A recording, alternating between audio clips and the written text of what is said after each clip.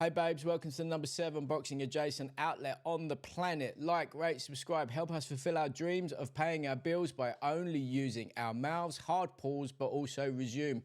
Why wouldn't you want to help us? Drop a comment, hit the like button, hit the thumbs ups, hit the notification bells. Let us know how you feel, but do it in the comments. Let us know what you're going to be eating for the day, but do it in the comments. Let's check in on each other like besties. Love you, bestie, XOXO. Good night, bestie, XOXO. But we do it in the comments. Follow us on the social medias, which are on the bar below. And yeah, man, it is what it is. YouTube stuff's out the way. 505 watch party for Eubank versus Ben. Eubank Jr. is currently about 5.5-0 up on this. From the last time around to this time around with the egg, with the Piers Morgan, with all of that stuff. The nation has got behind him. No one really likes Conor. I'll take you out to the cobbles. Of course you will, mate. Scan the QR code. Come and watch the fight with us. We have food, we have drinks, we have vibes. After party, hosted by DJ Mad Influence and Shiesty herself. She might jump on the MIC. She might not. Who knows? Food by Nettie's Kitchen. Crazy. And if you buy a table, I will be there for you. Selfies, pose 1, pose 2, pose 3, Boohoo Man, pose 4. I'm there for you. Let's look at each other right now. Let's stare deeply into each other's eyes. Let's take each other in. You are getting lost in my eyes as we speak right now. Have you scanned the QR code yet? Why not? Have you scanned it yet? Why not? You're about to lose out on the opportunity. Don't worry. Don't worry. You can just hit rewind. Opportunity gone. Okay, tonight we are going to be here because someone has been chatting. And I've said this a million times before, that the tripodders, the boxing peoples, listen, if you're part of the fraternal order like we are, if someone says something to you that potentially can hurt their income, you keep it quiet. But we're not doing that. And I will be, oh my God, reacting to it, right? Have a little load of this. Look, someone has leaked the TKO Group's pay structure, the concept pay structure for the quote-unquote boxing league. Look, here are the reported purses for fighters that will be part of the new Turki Alashikh Dana White-led TKO Boxing League. It's not a league, it's a promotion. Fine. We're going to go over these figures in a minute. I know for a fact, because I am also a follower of the Ring magazine, hard-hitting journalism. Okay, look. The Ring put out a thing saying this geezer called Gary, with 2 R's, bit weird, who looked a little bit like the HR geezer from the American Office. He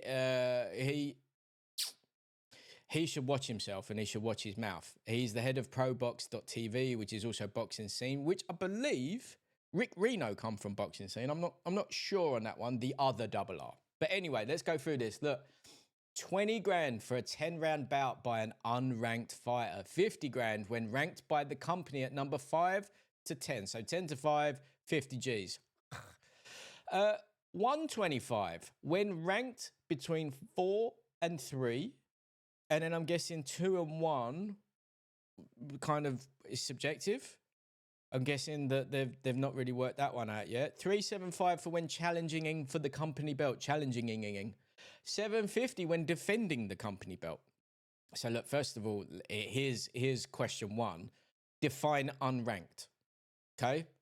Then also, how are we working out the rankings? And then like 20, 50, 125, 375 and 750. Not even a bar for a defending champion. Is a little bit mad, but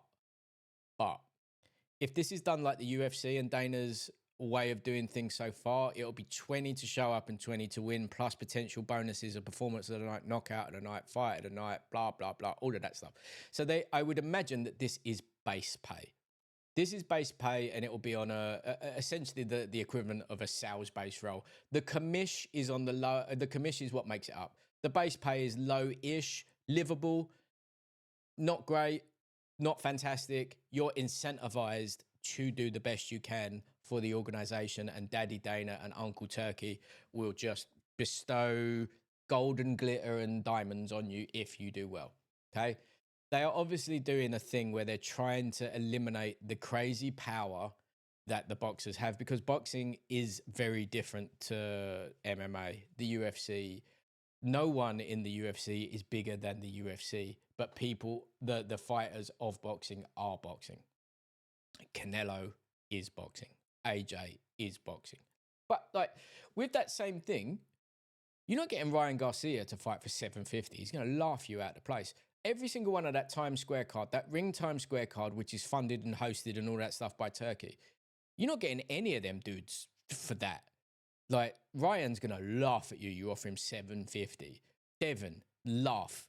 Tio's probably laughing now at the thought of it. How are you going to attract new talent? How are you going to become what you're setting out to do? You're supposed to become the number one. You're supposed to become the promoter of promoters. I don't know how this works. So this model is very in line with what the UFC has done. And the fighters, you know, I'm sure they'll be taken care of. I'm sure they'll have access to the performance center, like they've said. They've got this gigantic, just unbelievable power behind them with the deepest pockets you've ever seen, right?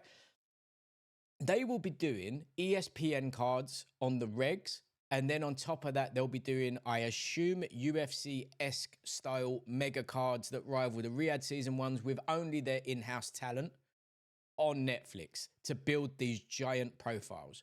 So from a profile perspective, yes. However, this is boxing. This is not, there's 5, 6 other major outlets out there, and they all reside on DAZN. So that in itself is a bit of a weird one where Mr. Alashikh not only has bought into DAZN, but he has kind of put everyone on the same platform.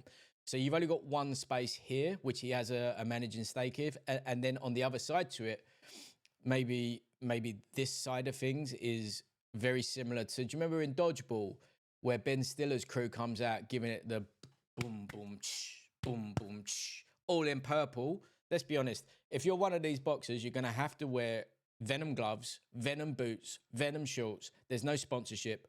There's the only, you might get a cut of pay-per-view when you're at the top of the heap. Like, it's going to be very in line with the UFC. So it's going to be quite a tough life. But I would imagine it's going to be very heavily incentivized. And Dana, Ari, and Nick are doing this on behalf of Turkey. Turkey is funding this. They're managing it for him. Now, when you look at the model that the WWF has, like WrestleMania now is a 2-day event that now sits on Netflix with millions and millions of people watching it. If they promote this right, okay, you will build stars this way. You will build gigantic people. But the issue is, what's to stop them getting to a certain time with the UFC? When a fighter became a certain level, Francis Ngannou, great example off the top of my head, no big deal. So I'm going to leave this up there anyway. So Francis Ngannou, he wanted to be paid what he deemed to be his worth. And Turkey took him in, he fought AJ and he fought Fury, and he's probably paid more money than he's ever going to need. And then on top of that, he sits very comfortably at the PFL top of the heap, right? Francis is a prime candidate here. But the money that he's never going to exceed what he could have done at the UFC.